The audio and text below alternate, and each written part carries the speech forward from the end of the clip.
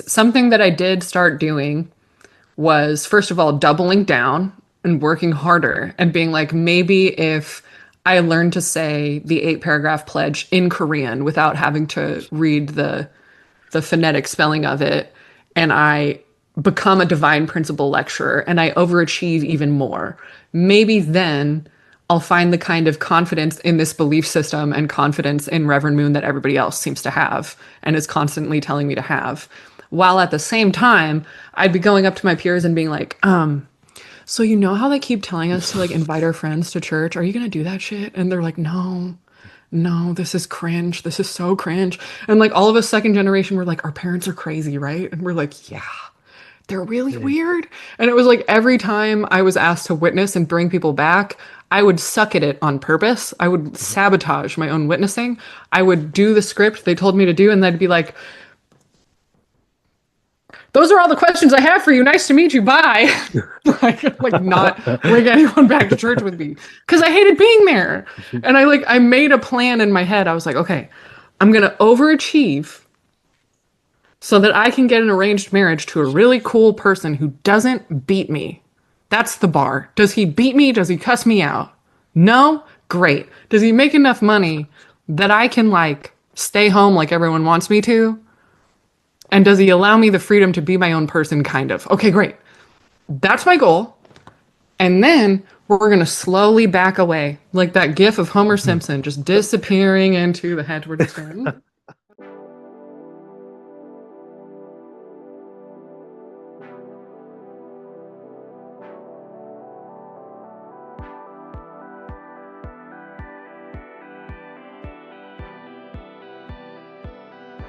Hello, everyone, and welcome to the Truth That Heals podcast. I'm your host, Ryan Anthony Hernandez, and today we're having a culty episode, and it's great to have our guest today.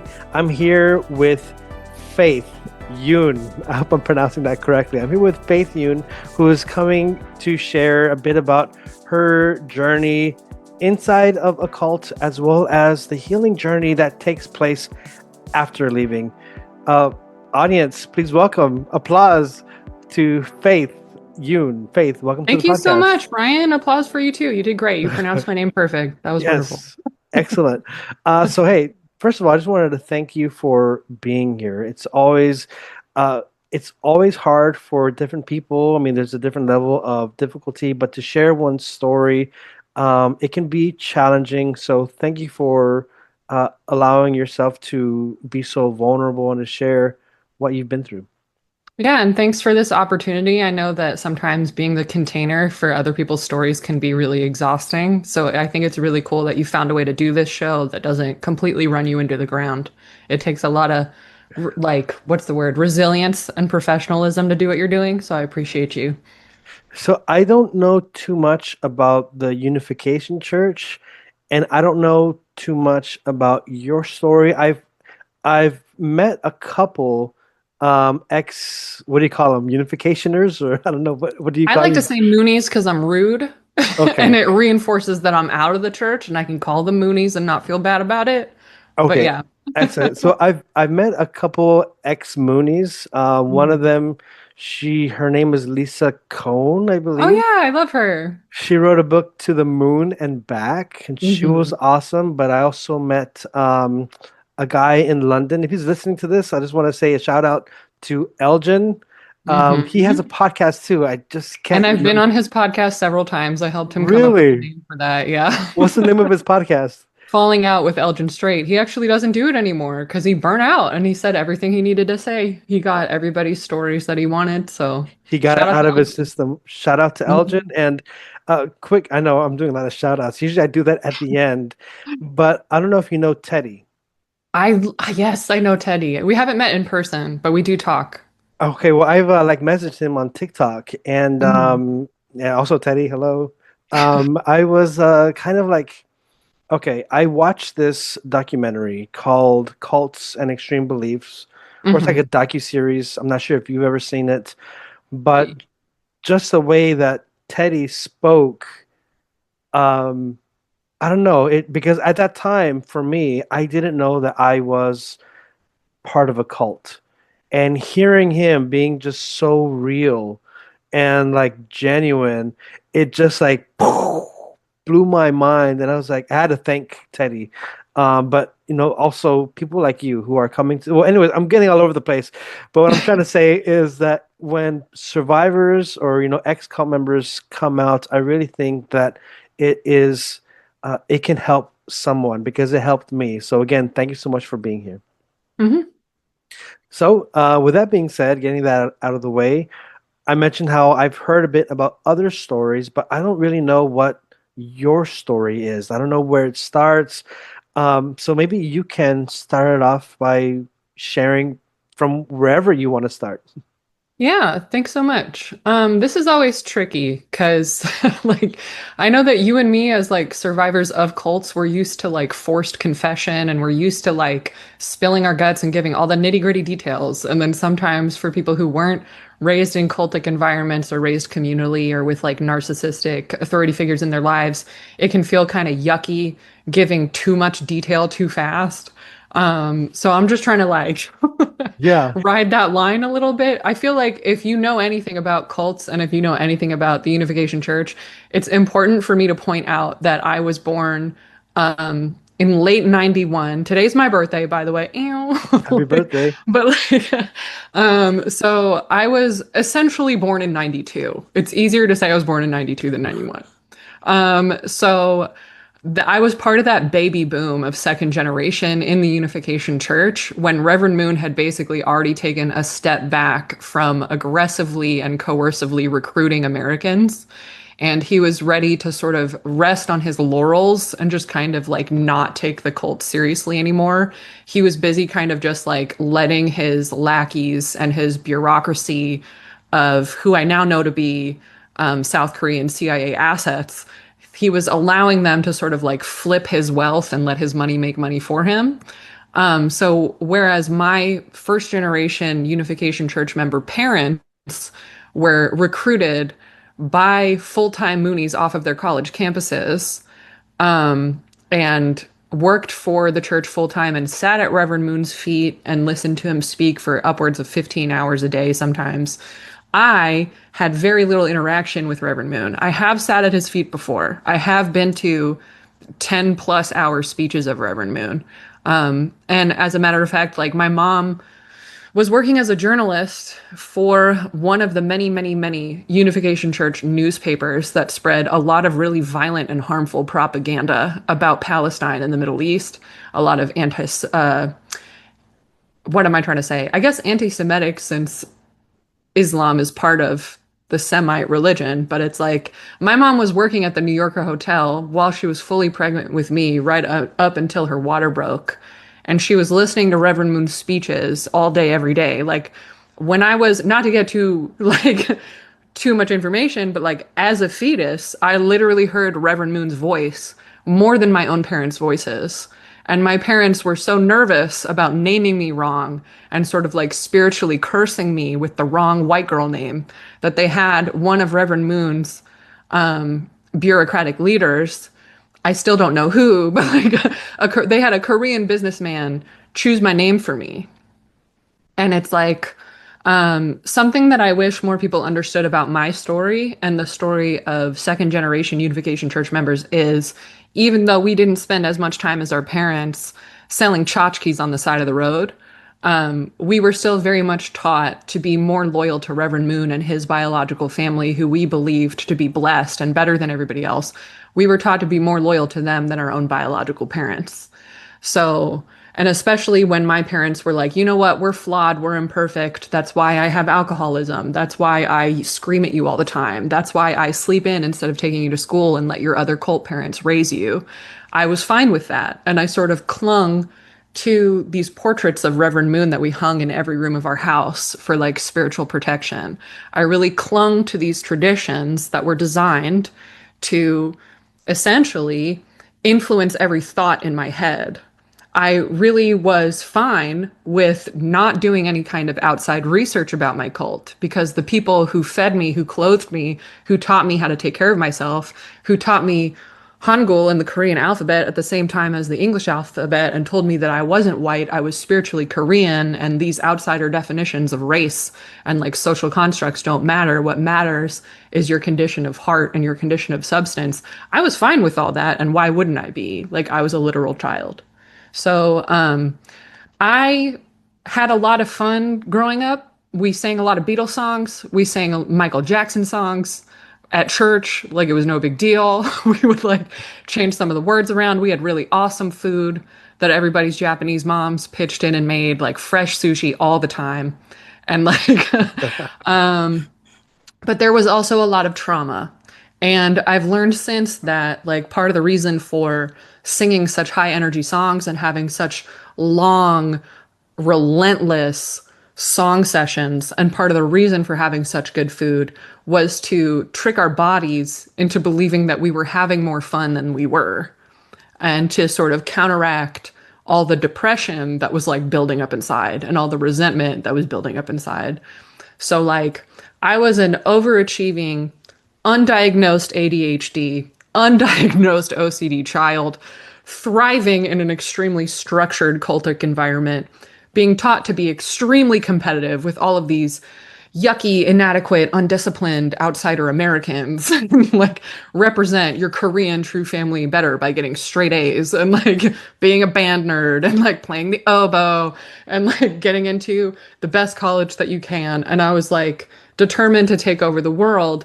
And then I actually moved to the East Coast where Reverend Moon's family was. And I actually met members of the true family. And I saw that they were using church members on the East Coast as sort of captive audiences to line their own pockets. They were literally like selling, what's the word?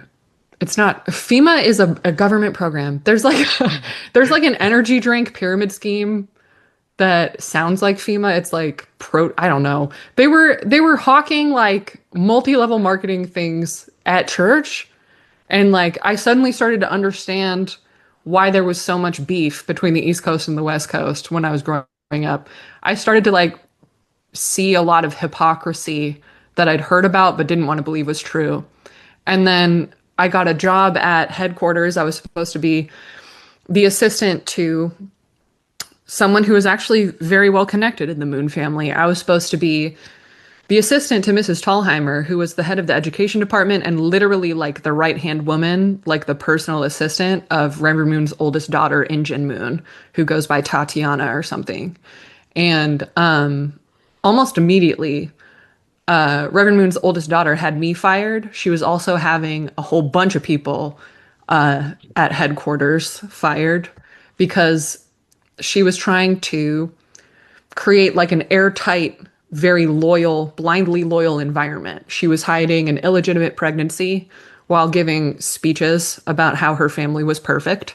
And you could make your family more perfect by being more like her and her husband, who she didn't even live with anymore. Both her and her husband were doing endless amounts of cocaine and buying that cocaine with tax-free church funds. They were using tax-exempt church funds to buy properties for themselves, to raise separate families and have affairs. They were constantly lying to church members and people at headquarters and their own parents, who we all believed to be the second coming of Christ. And it was just a hot mess. It was like, okay, wow, I understand that like I have my problems with the church, but I can't live with this level of cognitive dissonance. So I was fired. I tried to stay involved with the band that I was a lead singer of, because I got a lot of like personal fulfillment from like singing at the New Jersey church, and singing at the different sort of like witnessing programs they would do at their enormous property at 4 West 43rd Street. And then I was kicked out of the band because I was a woman who was not submissive enough. And I was making everybody look bad because I'd already been fired by Injin. And then I had the audacity to ask to be paid the money I was owed for singing. And like, so I was like voted off the island in a very petty, really like kind of traumatizing meeting with the band where they all just one by one were like, "Do you like her? Do you like her? Do you like her? No, we're voting you off the island. Get the fuck out." And I was just like, Dang. and then like fast forward a year, Reverend Moon died. Injun's own son, Tatiana Moon's own son, who had married a second generation and was sick of her lies, broke into her office, hacked into one of her old iPhones, and published the birth certificate of her illegitimate child on the internet for all the other church members to see. And it was like, it was like, I was like, okay, I am done with this church. And I made the decision to do all of the most unforgivable things that completely like disqualified me from ever being considered a sinless, like unfallen second generation ever again. Um, So be yeah, it seems like you want to say something. yeah, yeah, so like before like this whole news came out, um like did you really love not just the church but the people in charge? Did you have like a love for them? um, that's an interesting question. I was motivated much more out of fear than out of love that entire time, and I kind of knew that. Mm. But I didn't enjoy confronting that. And there was always something that I did start doing was first of all doubling down and working harder and being like, maybe if I learned to say the 8 paragraph pledge in Korean without having to read the phonetic spelling of it, and I become a divine principle lecturer and I overachieve even more, maybe then I'll find the kind of confidence in this belief system and confidence in Reverend Moon that everybody else seems to have and is constantly telling me to have. While at the same time, I'd be going up to my peers and being like, so you know how they keep telling us to like invite our friends to church? Are you gonna do that shit? And they're like, no, no, this is cringe. This is so cringe. And like all of us second generation were like, our parents are crazy, right? And we're like, yeah, they're really Yeah. weird. And it was like every time I was asked to witness and bring people back, I would suck at it on purpose. I would sabotage my own witnessing. I would do the script they told me to do, and they'd be like,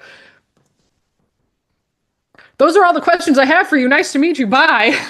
like not bring anyone back to church with me because I hated being there.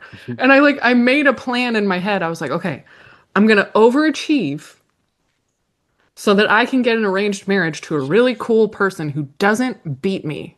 That's the bar. Does he beat me? Does he cuss me out? No? Great. Does he make enough money that I can like stay home like everyone wants me to? And does he allow me the freedom to be my own person, kind of? Okay, great. That's my goal. And then we're going to slowly back away, like that gif of Homer Simpson just disappearing into the hedge. We're just going, and that's what we're going to do. Like, to be fair, that's kind of what a lot of second generation have done. There are a lot of second generation who had better relationships with their much more mentally stable parents than mine, who have been able to sort of stay culturally Mooney, culturally Unification Church, and just slowly back away and be like, yeah, that's great, Mima. Take your medication. Like, okay, I'll see you next holiday. And then they'd go talk shit about everybody else. But it's like, yeah. But growing up as a child, were you like, as a kid to maybe teenage years, were you fully like believing it? I had to. Because if I didn't, my dad would physically hurt me more than he already was. Okay. Yeah. And so like when this, I don't know who it was, but somebody leaked the birth certificate. I forgot the name, Injun or Hmm. okay, I don't want to screw up anyone's names. But when that information gets leaked, my question for you is, did you see any other people deny it or justify it? And I ask that because in my personal experience, I remember a friend of mine who wasn't in the cult. I went back to LA and I got in trouble for going back to LA. But he was like, "Hey, I hear that you're with this group." I'm like, "Yeah, it's all good." And he's like, "I've read some things about him online," and immediately I was like, "It's all lies. It's fake. People hate him. They're attacking him." Um, and so in light of that, like, did you ever kind of like come to the defense of the leadership, or did you see other people like come to the defense, even though like the facts are there? That's an excellent question. So as a child, as a minor, um, financially and legally dependent on my abusive caregivers and all of these other parents of my friends who weren't as abusive but definitely neglectful. Um, I was a clapping seal and I did whatever I was told to do. And a lot of the time, that was performing blind loyalty to a group that didn't make a lot of sense to most other people. So my entire childhood, even though I was sneaking away to my high school as often as possible and joining every single before school and after school program to spend as many hours a day outside of my family home as humanly possible, and Googling in the library how to legally emancipate myself and doing the math and seeing if it would be worth it, I would still go to church or hear somebody talking shit about the Moonies and be like, "What you say? Don't you dare." Like, you know what I mean? It's Yeah. like kind of that like abuse amnesia where it's like I can talk shit about my family, but you can't talk about my shit about my family. And like there my whole life there were people trying to talk me out of the Moonies. My whole high school career, there were parents in Beaverton, Oregon who would have gladly adopted me and like gotten me out of the Moonies if I had shown any inkling of wanting to leave. But because the Unification Church is such a physically, financially, emotionally, and sexually abusive organization that is built on honor and aggressively showing your loyalty to your doctrine and your leader, I could not show even like the tiniest amount of doubt, or I was going to have a very bad time. And like, so I excused my own high school textbook calling my church a cult. That happened in psychology class. They had a photo of Reverend Moon and they were like, "What's a cult?" Well, the Unification Church is an example of a cult. Boom. And I was just like, no, we're not. Like, what was Christianity back in the day? You hate us because you ain't us. Like, you wish you could be me. And then like, you'll all see. You'll all see eventually we'll grow into a church that takes over the world. Spoiler alert, we helped fund the Heritage Foundation, so we kind of did. And it's like later there people were like, "Oh, have you seen the movie Ticket to Heaven?" Which is essentially an expose on the Unification Church without ever naming the Unification Church. Ticket to Heaven was a full length movie that is fictional, but very much based on reality. And the reason they made a fictional movie about the Moonies is because Reverend Moon has been obnoxiously and violently litigious, like ready to sue anyone and their mama into oblivion if you even look at the Unification Church the wrong way. And that was on purpose. That was by design, because the Unification Church as an organization has been laundering millions upon millions of dollars for some of the worst, most violent fascists from World War II you have ever learned about. And it's like, for me, once I was able to gain some independence and live in a different house and make my own decisions, and I was no longer being harassed and watched on a daily basis by first generation. Like I got an apartment in Washington Heights in New York City with two other adult second generation girls who were trying to gain a little more independence while maintaining relationships with their parents. So we were all kind of over it and all kind of trying to find jobs somewhere else while staying respectful and not being complete hypocrites. It's like that's when the cognitive dissonance and the things that were really wrong really started to land. And I was just like, oh, like I can agree with this and make different decisions and I won't be harassed for it. So I guess after Tatiana Moon's or Injin Moon's birth certificate of her illegitimate child was posted on the internet for everybody, there was an explosion of second generation and first generation who were like, "That tears it. I never liked her in the first place. She's been replacing all of our local pastors with mandatory televised services of herself." And she very clearly was never, quote unquote, brainwashed in the way that all the rest of us hardworking church members have been, and we're the ones who paid for her Harvard education. She also fakes a British accent for no apparent reason. I'm so serious right now. Like, girl, you studied abroad in England for like a very short. What is this accent for? Like, what is mentally wrong with you? And it was just like Tatiana Moon was already on extremely thin ice, making enemies left and right because she was heinously abused from childhood and groomed to be an asshole in arguably one of the most toxic families known to man. Yeah. So it's like it wasn't hard for a lot of second generation, once they got old enough to sign their own leases and get their own jobs, it wasn't hard for them to be like, oh, I'm out of here, you know? But it's like, that's the other thing it's very disturbing to like a deep skeletal, it sends chills down your spine to be waking up and then seeing on Facebook, seeing hundreds of people that you've like literally broken bread with being like, no, this is fine, we have to stay loyal, and Mm. like, I've seen worse and I'm still here, and you're like, worse, what? And it's like, literally, the I love that you asked the question, like, who did you defend, them or did you leave? Because it's like there were some second generation who didn't really care about like the bureaucracy to begin with. They didn't really care what Reverend Moon or Reverend Moon's kids did, to be honest. They sort of developed their own relationship with Reverend Moon's teachings by themselves as like a guiding light for them. Mhm. Like, they agreed with the principles, if that makes sense. But what ended up breaking them out and forcing them to leave, and like what ended up ruining their relationships with the principals, was seeing their parents not react appropriately at all to that scandal. And then also finding out that their parents had done exactly the same thing for even worse scandals in the past that had already been broken, that had already happened, that they apparently never told us about and were never going to tell us about.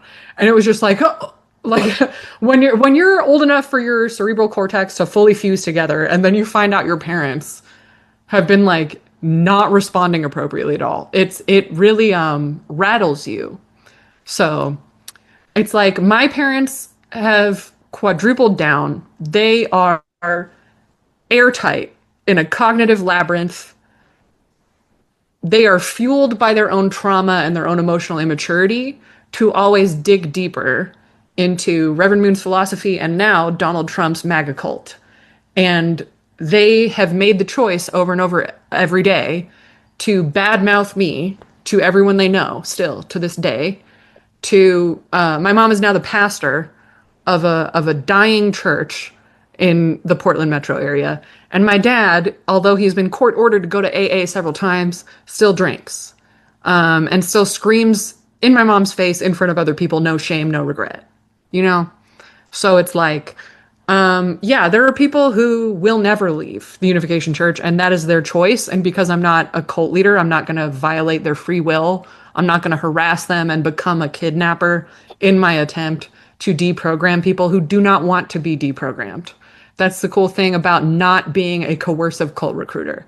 But it is really heartbreaking, essentially, having to completely start life over and having to say goodbye to people that told me repeatedly they were going to be my family for eternity. Like, it is a little wild. You said something that I wanted to touch on. You said starting life over. And I wanted to go back to earlier in this interview where you mentioned that there's a time where you were like, if it's like implying the desire to get married with a certain type of man who has a bit of money, and I forgot what else. But that was your old life. Your way of thinking or your way of looking at the future was dependent on a man. Is this a like a centered belief in the Unification Church that the women have to center their whole entire life, their whole entire future on a guy? That's an excellent question, and I appreciate you so much for asking that as a man. That's very thoughtful of you. 100% yes. I was told to my face by my mom that I can't accomplish anything. I probably shouldn't drive. I'm never going to succeed in college. My only hope in life is to marry rich. My mom has told me to my face, if you were your younger brother, you might be able to do that, but you're not. My mom is the exception. There are other parents in the Unification Church who are much more supportive of their daughters. But if you're a Unification Church member, whether you're worshiping Hak Jahan, who is Reverend Moon's surviving widow, whether you're now worshiping his sons who have branched off and created their own cults, matter of fact, there are other cults that have thriving podcasts and YouTube channels whose cult leaders used to be Unification Church members who are copying and pasting the same divine principle with their names in as the new Messiah. If you're in any of those churches, you are a raging chauvinist and you are supposed to want your daughter, according to Reverend Moon, you're supposed to want your daughter to be treated like an object, his words, to have every inch of her body owned by her husband, and then to save his own ass, he says, "Oh, and she owns his body too." Right? like like you own each other's bodies and you can demand sex from each other at any given time. And like the goal is really to impregnate women as early as possible, like 15 years old. There are speeches where Reverend Moon says as soon as she gets her first period, she's ready to be married, you need to knock her up. And you need to be having as many kids as possible to have dominion over the earth. And then when you couple that with the fact that Reverend Moon was having as many meetings as possible with as many U.S. Congress people as possible, and as many like leaders from, former prime ministers from London, from Japan, from Korea, from Brazil, from everywhere, he was dead ass trying to change laws to lower the age of consent and spreading the propaganda that women don't have brains, women should not have goals of their own, women are not entitled to their own personal legend. If you want to quote The Alchemist for a second, women are just baby makers and they do home labor and they are the object and their husband is the subject. And only people with penises can have coherent thoughts that make any sense. And you need to tell your wife when her thoughts or her sentences are correct or not correct. It's a lot. And it's like to be fair, in the Unification Church, they were more concerned with recruiting and retaining as many people as possible than necessarily enforcing their own laws, if that makes sense. So there are lots of high achieving women in the Unification Church. There are Unification Church members that I have met who are women who have gone to amazing schools, accomplished amazing things for themselves career wise, and still don't have kids who are older than me. But that is because their parents were allowed a lot of freedom and were not held accountable to following the rules that technically Reverend Moon wanted them to follow. So it sounds like they kind of either brainwashed, indoctrinated, either or indoctrinated you very hard and really just drilled it in you that you're not good enough, you're never going to be smart enough, all of these negative things. And obviously, it doesn't matter if a person has a penis or not, because some guys are complete idiots and they go and make these stupid cults and they do terrible things. So yeah, it's just so wrong. But for you personally, when did that way of thinking start crumbling down? Was it while you were still in the cult, or did it only start falling down when you walked away? That's a really excellent question. And I did not know how to answer that question until very recently. So this is going to be one of the first times I try to articulate what I'm about to articulate. I have had ex Unification Church members and second generation girls, femmes, if you will, DM me or talk to me and say, why didn't you get a boyfriend sooner? Like, why did you stay so long? Because they'll say like, Faith, I got to keep it a buck. Like my own horniness is a big part of the reason I left because I just wanted a boyfriend and I just wanted to get laid. Or I was a raging lesbian and I just was falling in love with so many girls at church and I didn't want to get my ass beat. So I got a girlfriend in high school. And it's like, I have only learned recently that the LGBTQIA plus community is extremely valid. And I put the A plus in LGBTQIA plus. I am on the asexual spectrum. I am demisexual, right? So I've got 1 foot in asexuality, 1 foot in allosexuality. I would love to have a profound romantic connection with a man, and to me, that was also always very romantic. And like my favorite movie growing up was P.S. I Love You. And it's like, I didn't know how to articulate it at the time, but like I have never been able to like identify my type. I've always just been like, I need to learn a lot about a person before I even consider their physical appearance as a factor. And it's like, kids would always like try to figure me out in and out of the church. They'd like point out a really risque advertisement and be like, Faith, isn't that hot? And they'd like wait for me to respond and I'd be like, oh, sure. And I'd like walk away. And it's like, I was physically out of the church when that scandal broke. I started dating and accidentally treated my first boyfriend like he was my arranged spouse. And that kind of freaked him out. Like, it didn't go very well. And then I suddenly realized like I don't know how to date anyone and I don't really want to date anyone. And explaining where I come from and my very confused cultural identity, plus having to completely start over financially with no friends, no family, no work experience, no college degree. This is stressing me out. I also started having panic attacks that were very spiritually themed. I was doing 100% commission-based door-to-door sales while having visions of like Satan's red pointy hand shooting out from under people's porches and dragging me down to hell because I'd had sex before. And I was like, I'm being spiritually attacked. Like that's how I felt.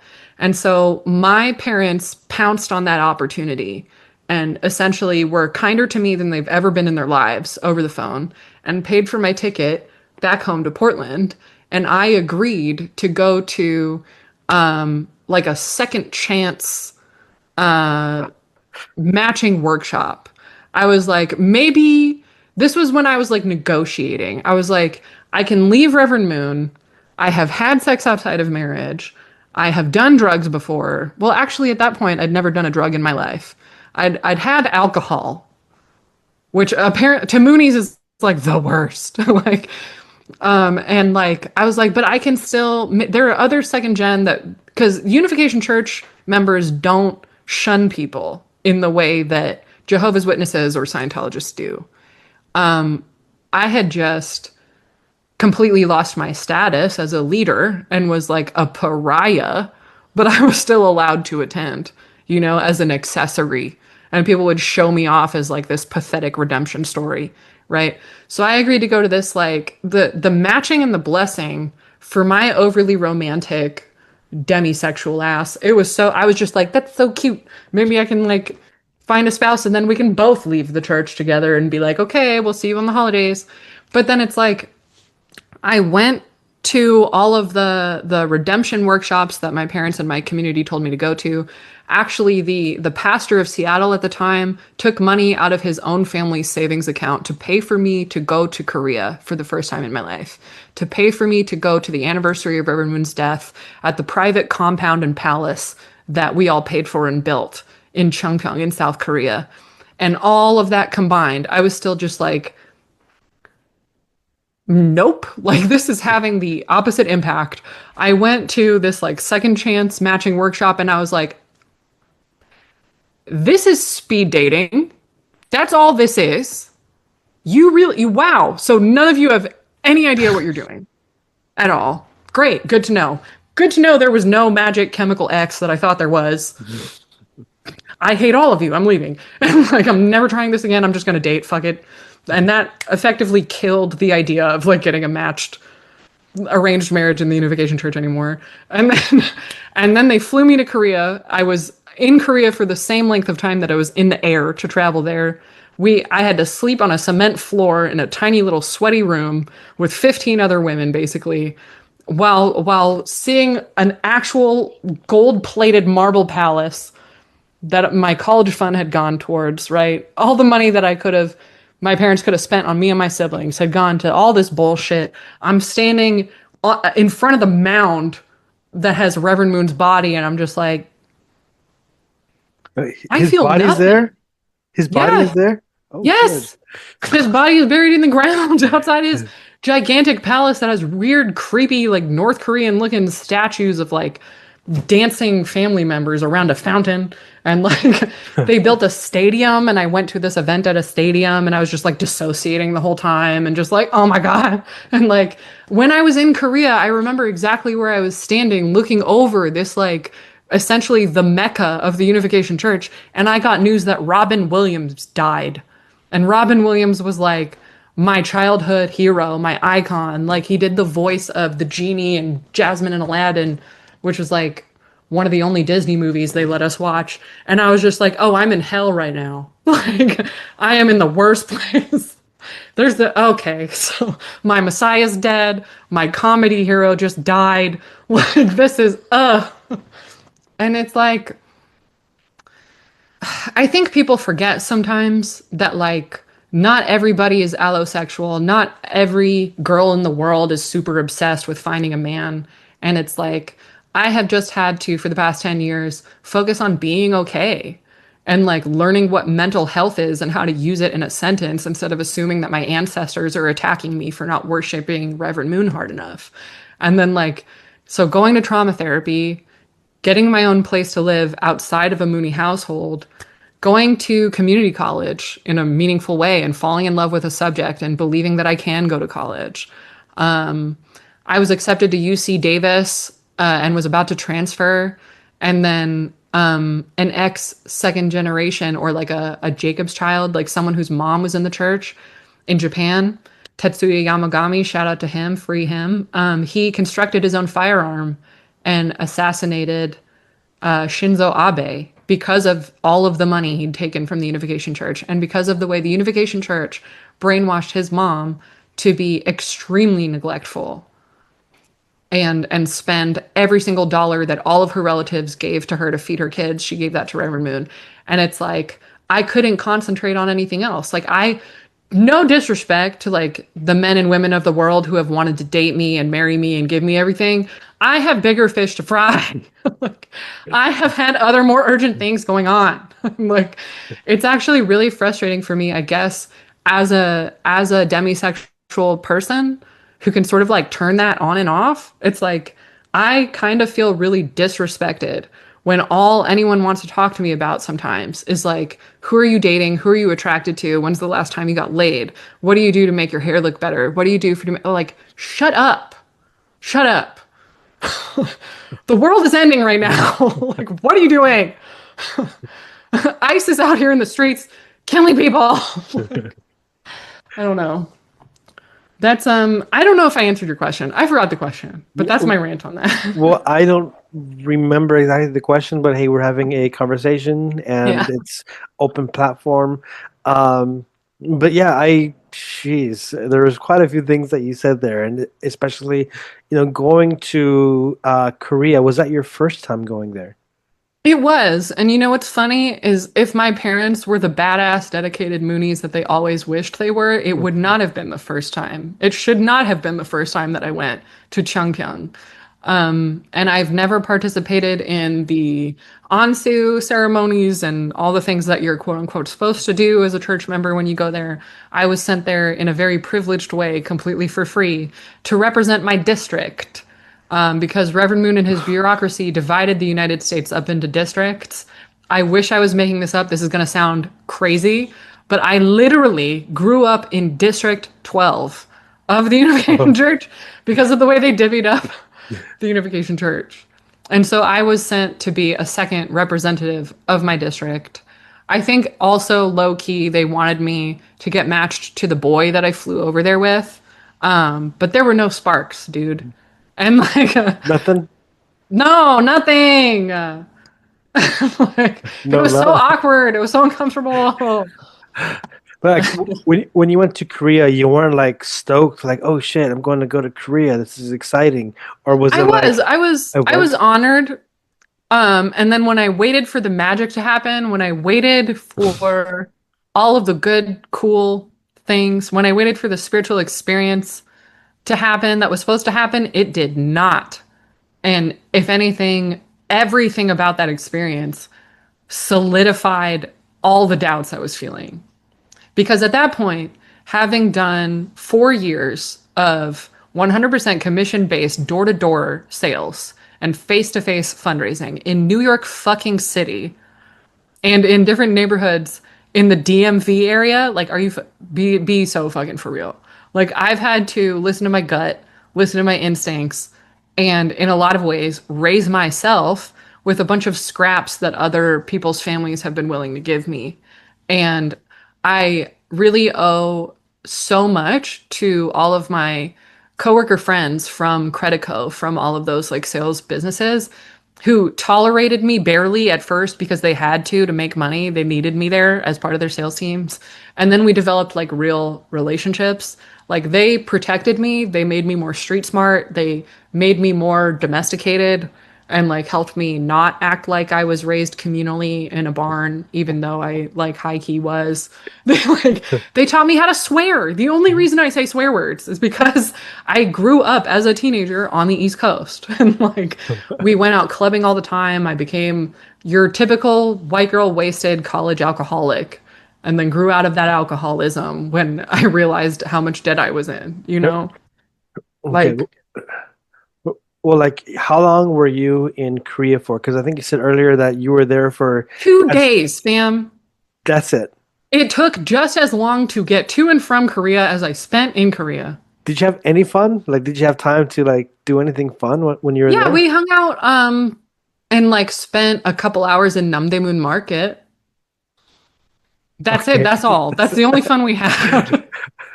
Okay, because like I mean, our cults are very different. Mhm. But the cult that I was in, the we call it the mother house, was in the Philippines. And so when I got sent to the Philippines, like the first day and a half, it was good food. It was they took us to the mall. It was fun, and I was like, "Wow, this is nice. I'm excited." And then the next day, they took us like somewhere like super far away. There's like just rice fields. It's like there's no signal on your phone, and it's like, all right, after you get sucked in, it's like, all right, welcome to hell, kind of thing. So, but yeah. Anyways, it just hearing you talk about Korea just reminds me of my time in Asia, and I wish I could have done some more fun things while I was there. So for you, if you were ever to go back, what would you do in Korea besides? I mean, I don't think you'd go visit the Unification Church, would you? Would you be like, "Hi, can I come in?"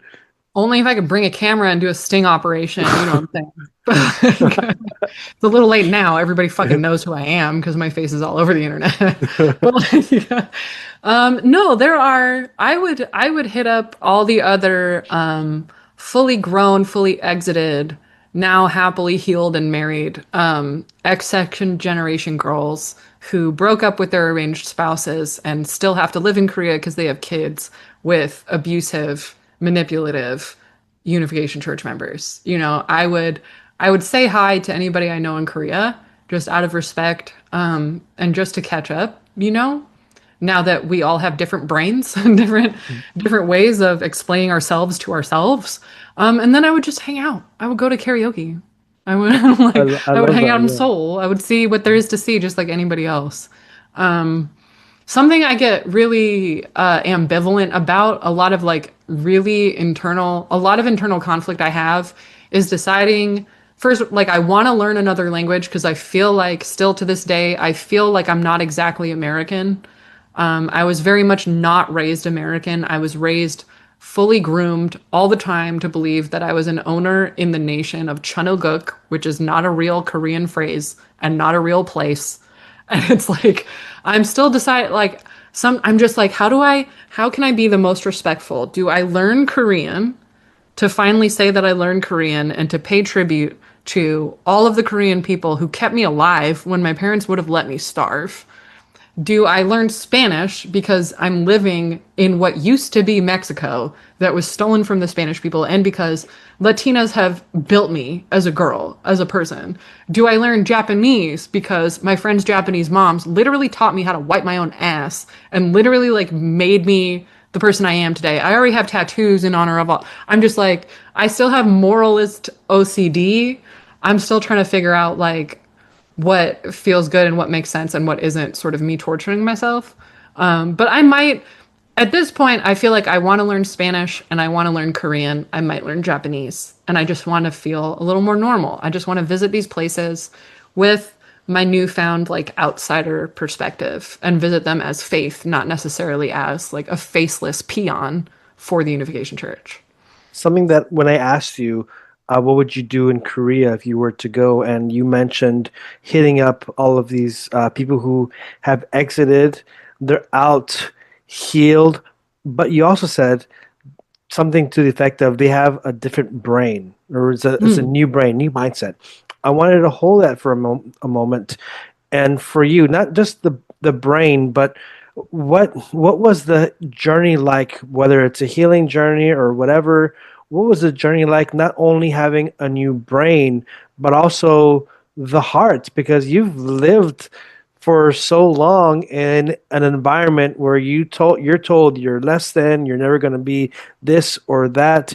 But as we see you now, you have this desire to be yourself, to be unique, to learn different languages, but also can see the emotional healing that you have allowed yourself to take part of. So for you, like what was the journey like? Not only having a new mind, but also a new heart. That is such a profound question, and it's such a big question, and I might need a couple seconds to like percolate. Um, because people online ask me all the time, what can I do? What can I say to other people who are fully indoctrinated? Like ever since I started speaking out online, even when I made my first very sort of controversial anti-moon post on Facebook, way back in like 2016, 2017, people have been like, oh, I know people in the Moonies. Oh, my boyfriend is trying to leave the Moonies. My girlfriend, my now wife, my fiance was raised in the Moonies, and there very clearly is a lot of stuff that they haven't unpacked. Or like my classmate, my teachers in the Moonies. What can I say to them? They're so clearly brainwashed and it breaks my heart. I want to save them. I want to rescue them. What Faith, give me the secret password and the code that'll wake them up overnight. I want to see the transformation in their eyes as the brainwashing leaves. And it's like it doesn't work that way. It really doesn't. It's like for me, even growing up when I was at the height of my loyalty to the Unification Church, it stung me every day to just observe the compassionate and empathetic body language between non-church members and their family members. It really is just observing and feeling environments that are inarguably so much more loving than your own environment that starts to eat away at you as a church member. You're just like, wait a second. Like, cognitively, I have been told on paper and had it screamed in my face that our cult is more loving than any of these outsiders could ever be to me.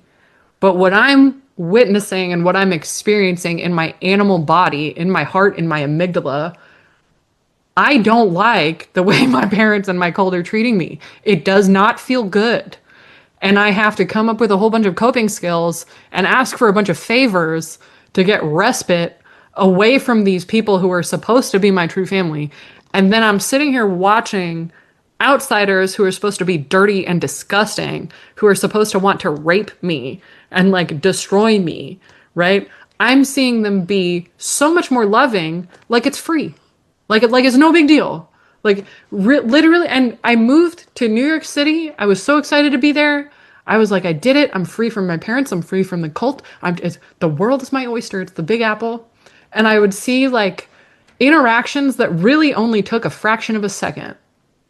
The way that someone else would open the door for a taxi they were getting out of so the next person could get in it.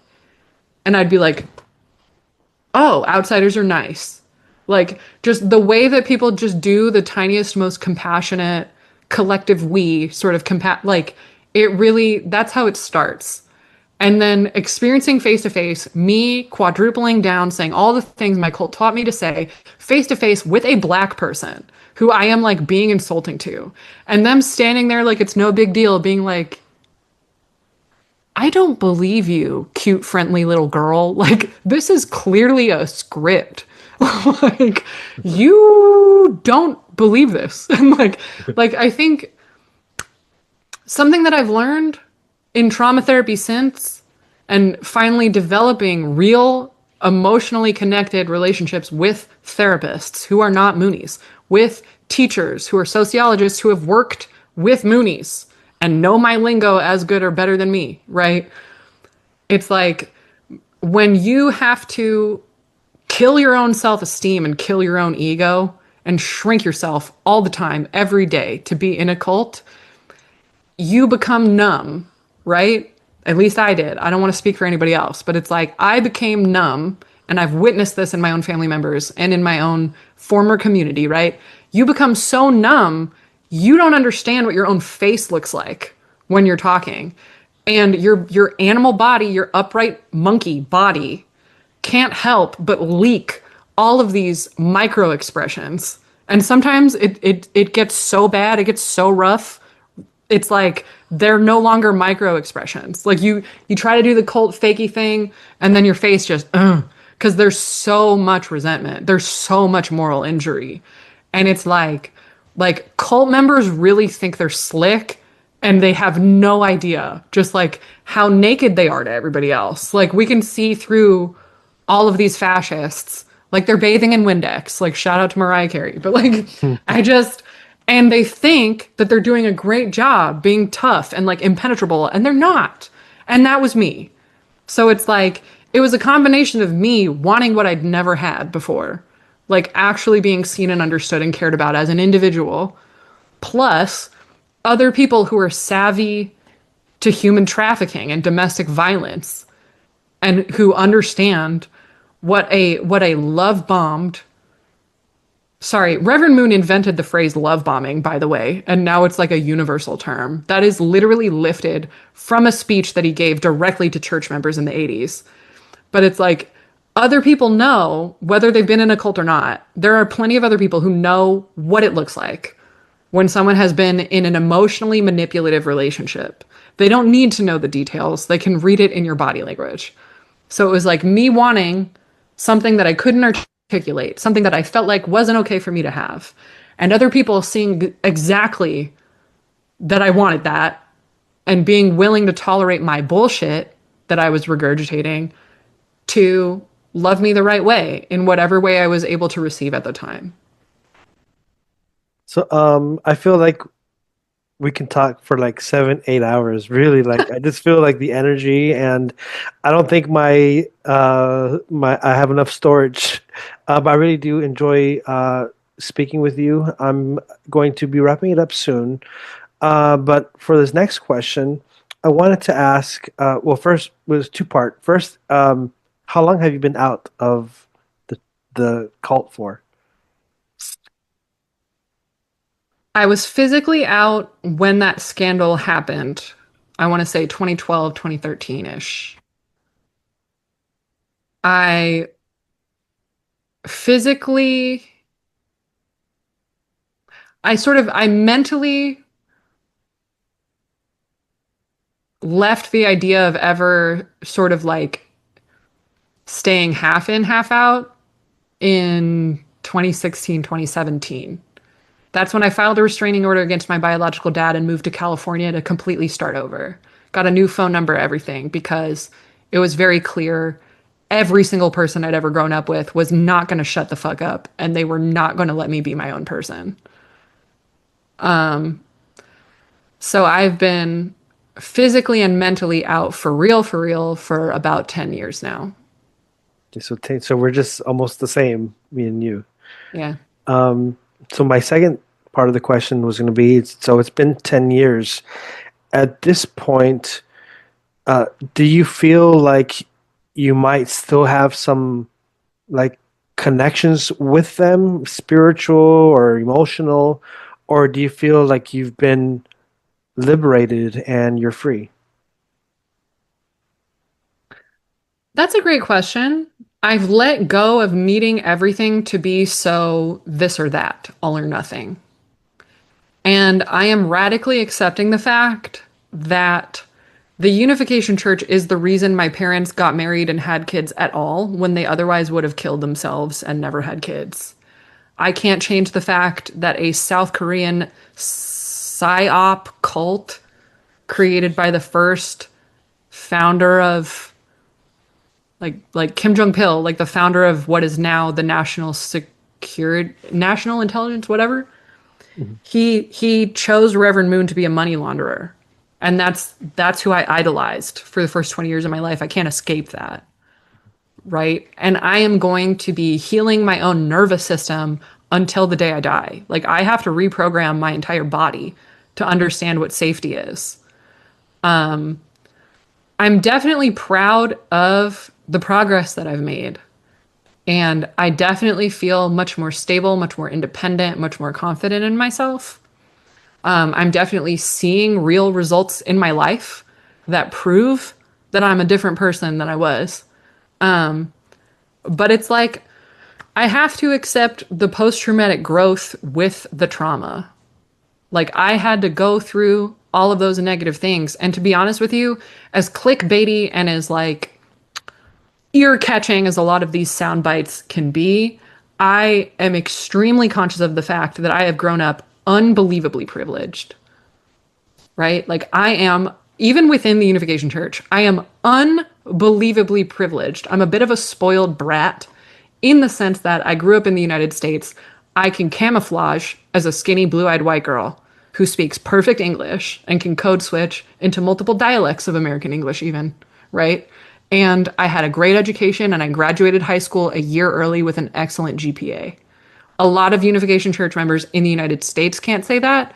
And a lot of Unification Church members in other countries were treated like subhuman dog shit compared to me. And they're not around anymore because of that.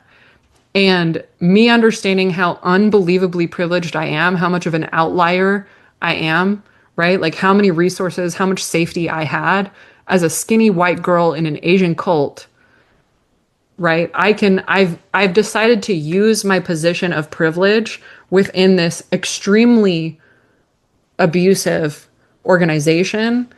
I'm using my privilege to get the word out that this group is not okay. They have never been okay. And everyone has been lied to constantly about who Reverend Moon was and what he was doing. It's like, yeah, it's like I probably will never be like, "Oh, it's all behind me. I don't feel it anymore." Like, no. The Unification Church will always shape who I am at all times. And it is what it is. But it's like, I think, I don't even believe in God anymore, dude. Like, I believe in like a shared universal consciousness that human beings can't really articulate. And I feel like every religion that has ever been and ever will be is human beings trying to put words and put concepts to a shared consciousness that is beyond our ability to physically perceive, right? And it's like, I just thank existence every day and practice gratitude every day that I am not a victim of female genital mutilation. I was not forced into an arranged marriage that ended up being heinously abusive. I was not shipped to another country as a teenager and knocked up immediately in a place where I didn't speak the language. And it really, that gratitude and staying grounded and how much harder everyone else has had it keeps me motivated every day to run my mouth and be a yapper and do even more research. Because there are girls I grew up with who, first of all, are dead now. They were literally murdered while fundraising, or they took their own life, right? And there are other women, especially during the pandemic when I first started speaking out on TikTok and Instagram and other platforms besides Facebook, they would essentially cry to me and be like, I desperately wish I could do exactly what you're doing, and you are living my dream, and I am having a hard time because I have kids with a person I never would have married if I had known what I know now. And it's hard for me to admit, Faith, but sometimes I don't even like my own kids and I wish I could run away. Like, it's all right there, you know? So it's like, sorry, I'm repeating myself and I'm rambling, but it's like I just practice radical acceptance, and I appreciate the fact that I don't need everything to be all yes, all no. I enjoy the nuance. I enjoy the gray areas, and I just try to practice gratitude every day. So thank you, Faith. Wow, you really shared a lot of, your story. And now to wrap this up, I ask every guest the same question, and that is, Faith, what is your truth that heals?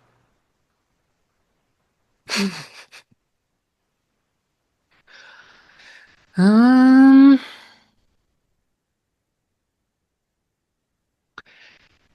your thoughts are not reality, and you have so much more power than powerful people want you to believe.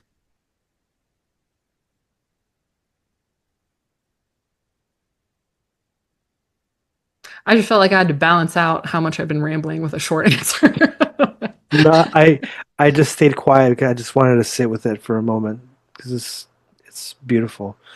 So, thank you for sharing your story inside of the Unification Church and for sharing your truth that heals. Do you have any handles or like websites that you would like to share with the audience? If you would like to find me on social media, my username is always at Faith Yen, but the yen is spelled Y3N. FAITHY3N. On TikTok, YouTube, Instagram, everywhere. All right, so audience, if you want to check her out there at Faith three Y Yeah, one. Y3N. Why Faith? I already forgot. Damn. I'll put it there. Faith Y3N. And also, if you really enjoyed this episode, please give a thumbs up if you watch it on YouTube. If you listen to this on Spotify or on Apple, please give a rating or give a comment. That always helps. And if you would like to continue helping me and the podcast, you can do so by buying me a coffee. That always helps me stay awake and helps me to keep going. And you can do so by going to buymeacoffee.com/truth-that-h7. All of your contribution really helps me to keep this running and to invite more awesome guests like our guest today, Faith. And to Faith, thank you so much. Thank you so much for sharing your truth that heals. 5 stars, honey. 5 stars. Amazing job. Everybody buy this man a coffee, please. Yes. And happy birthday. Thank you.